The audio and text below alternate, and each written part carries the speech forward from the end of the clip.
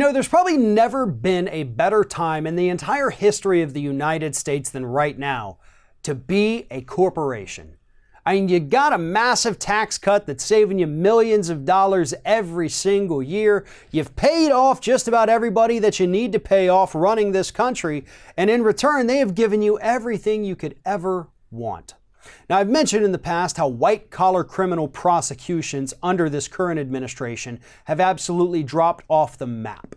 Well, it goes even further than that, because in addition to not prosecuting regular white-collar criminals, the kinds up on Wall Street who like to steal our money and then pay a tiny fine to get out of it, but environmental enforcement under the Trump administration, prosecution has fallen 60% in just the last year.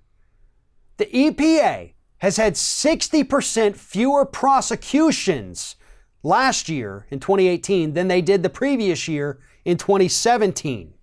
72% fewer prosecutions than occurred in 1988 when we had Republicans running the show. But that was a different breed of Republican, wasn't it? That was 30 years ago. Now we've got a different breed of Republican. And that's what's so terrifying. It's not that environmental crimes have plummeted. No, they're actually getting worse. They're getting more creative, they're getting more deceptive, and their chemicals are getting more destructive for the human body. So that's not why prosecutions have dropped off. Prosecutions have dropped off because the current incarnation of the Republican Party running our government doesn't believe that we should punish them. They don't want these corporate polluters, who also happen to be massive campaign spenders, to ever feel like they're trying to hurt their bottom line or make them pay a little bit money or, gosh darn it, make them feel bad about giving entire communities cancer. Those things happen in the United States. Literally, entire communities develop cancer from the toxins put out there by corporate America. And here we are today sitting with an EPA that doesn't even want to prosecute them. Now, the reason I brought up the 1988 fact that we're down 72% in prosecutions than we were back then is because here's the thing. Even Reagan and Bush Sr.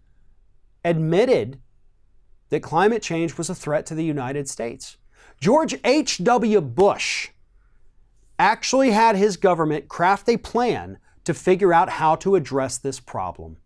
He had the Pentagon look into it as a potential national security issue, and they wanted to address this. They were not in office long enough to address it, and maybe they wouldn't have addressed it even if they had won that second term. But nonetheless, there was a time in this country when Republicans, when the issue of science on climate change wasn't divisive.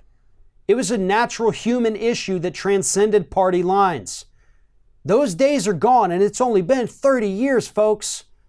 We have an entire political party whose platform insists that either climate change isn't real or that there's nothing we can do about it, so may as well just burn the planet down in one massive orgy of a party while we still have the time.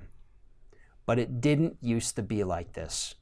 There was a time when even Republicans took the issue of poisoning American citizens, poisoning the planet. They took that very seriously. But unfortunately, the people who made up that party, who made up the ideology there, they've either passed on to the great beyond, or they've morphed people like Lindsey Graham and Mitch McConnell into what we see today sitting in Washington, D.C.